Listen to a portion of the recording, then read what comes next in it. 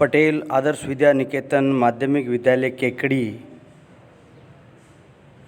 में अध्ययन करने वाले सभी भैया बहनों को हार्दिक बधाई, धन्यवाद। वर्तमान में हम सभी भीषण महामारी से ग्रसित हैं। इस हेतु लंबे समय से हमारा शिक्षण नहीं हो पा रहा है। विद्या भारती संस्थान के निर्देशानुसार अभी ऑनलाइन शिक्षण प्रारंभ होने जा रहा है। सभी विषयों के वीडियो आपके पास अपलोड होने वाले हैं। अतः सभी भैया बहन अपने अपने विषय के अनुसार गृह कार्य की कॉपी डालनी है और जिस दिन का वीडियो आपके सामने प्रस्तुत होता है, अर्थात विषयों का वीडियो, जितना गृह कार्य शिक्षण करवाया जाता है, हम लोग प्रतिदिन इस कार्य को करेंगे। आज हम सभी भैया बहन कक्षा 10 में सामाजिक विज्ञान का एक टॉपिक पढ़ने वाले हैं। सामाजिक विज्ञान को 4 भागों में बांटा गया है: भूगोल, राजनीतिक, अर्थशास्त्र और इतिहास। आज हम सामाजिक विज्ञान में भूगोल का पाठ पढ़ेंगे। अध्याय 8, पाठ का नाम है कृषि। हम सभी भैया बहन ध्यानपूर्वक इस विषय को, इस टॉपिक को बढ़िया से बढ़िया तरीके से हम लोग पढ़ने वाले हैं। मैं राजूमाली, प्रधानाचार्य, पटेल आदर्श विद्या निकेतन केकड़ी। विषय है सामाजिक विज्ञान, कक्षा 10।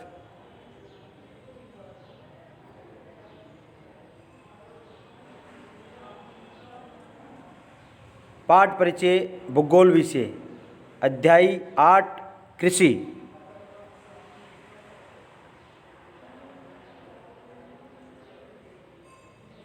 भारत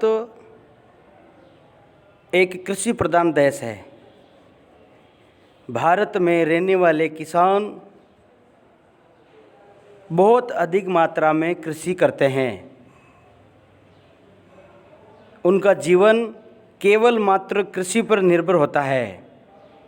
इसलिए भारतीय किसान अधिकतर खेती करके और उसके सामाजिक जीवन को आगे बढ़ाते हैं। कृषि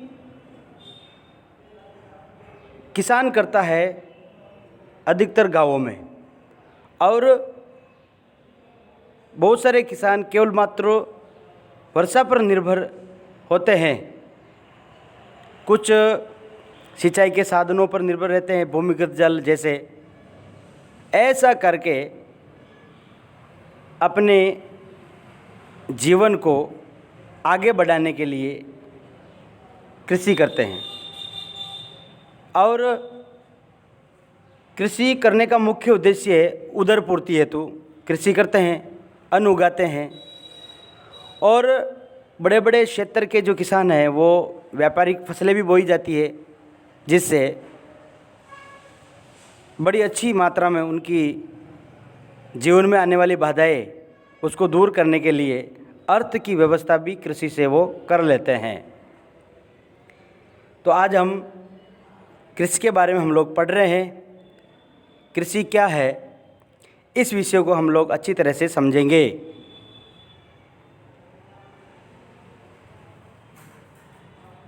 भारतीय कृषि का परिचय। यहाँ पर कुल जनसंख्या का 48.9% जनगणना 2011 के अनुसार प्रतिशत भाग प्रत्येक रूप से कृषि पर आश्रित है। देश के सकल घरेलू उत्पाद का 13.7 सन 2012-13% भाग कृषि से प्राप्त होता है। सकल घरेलू उत्पाद अर्थात जीडीपी, प्रत्येक देश की अलग अलग जीडीपी होती है कृषि को बांटने के लिए, और उसके सकल घरेलू उत्पाद में वृद्धि कमी, इस हेतु प्रत्येक क्षेत्र के अनुसार सकल घरेलू उत्पाद होता है। तो देश में अभी वर्तमान में कृषि पर 13.7% जीडीपी है। भारत में कृषि कार्य प्रमुखतः जीवन निर्वहन के लिए किया जाता है, जिसमें कृषि अपनी परंपरागत तकनीक के द्वारा कृषि भूमि पर उदरपूर्ति हेतु खाद्यान्न फसलों को उगाता है, जिसमें अतिरिक्त भाग को बेचकर अन्य आवश्यक उपभोग की वस्तुएं प्राप्त करता है। अर्थात उदरपूर्ति होने के पश्चात किसान के पास में जो अन्न शेष रहता है या जो व्यापारिक फसल बोता है, जैसे मक्का है, कपास है, जूट है, इनको भी अधिक मात्रा में होने पर वो बाज़ारों में बेच देता है, जिससे परिवार में चलने वाली आवश्यक वस्तुओं का उपभोग भी वो सरलता से कर लेता है। बड़ी जोतों पर अच्छे उपजाऊ मैदानों भागों में व्यापारिक स्तर पर कृषि की जाती है। भारतीय कृषि पर काल तथा परिस्थिति के प्रभाव के कारण इसके स्वरूप तथा आयामों में परिवर्तन होता है। इसी कारण आज भारतीय कृषि के विविध स्वरूप है। भारतीय कृषि के विविध रूप। भारतीय कृषि के आधारित भारत में कृषि को ऋतुओं के आधार पर 3 भागों में बांटा जाता है।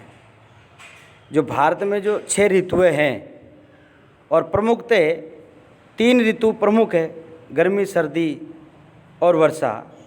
इसमें अलग अलग ऋतु में अलग अलग फसल बोई जाती है, हम सबको जानकारी में है। खरीफ की फसल कब बोई जाती है, रबी की फसल कब बोई जाती है, जायद की फसल कब बोई जाती है।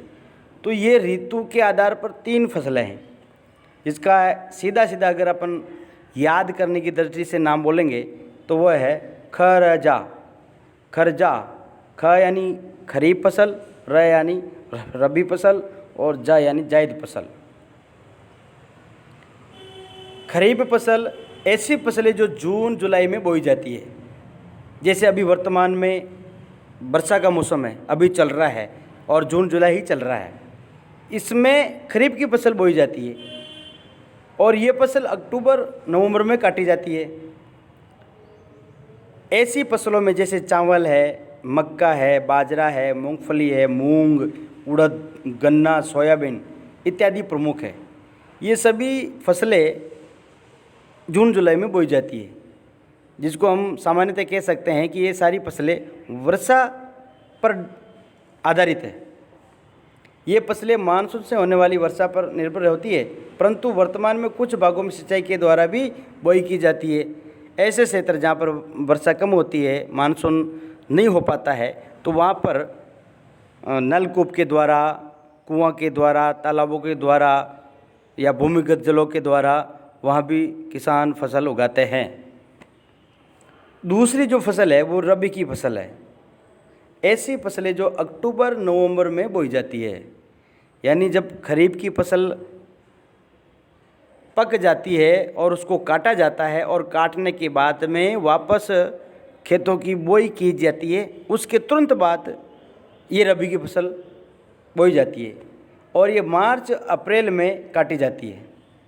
ऐसी फसलों में जैसे गेहूँ, चना, जौ, तिलहन, अलसी, सरसों, जीरा, धनिया, अफीम, इस भूगोल की फसलें प्रमुख है।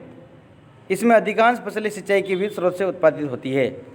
ये सिंचाई के द्वारा ही फसल होती है।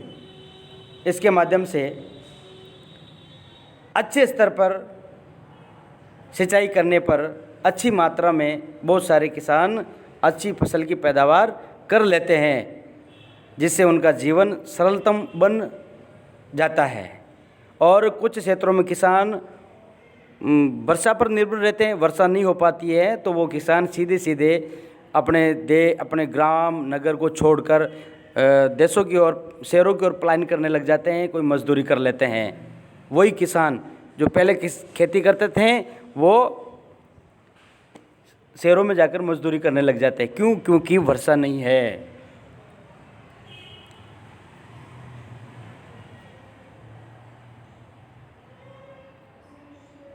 अगली जो फसल है वो है जायद। इसमें मुख्य रूप से हरी सब्जी चारे की फसलें होती है।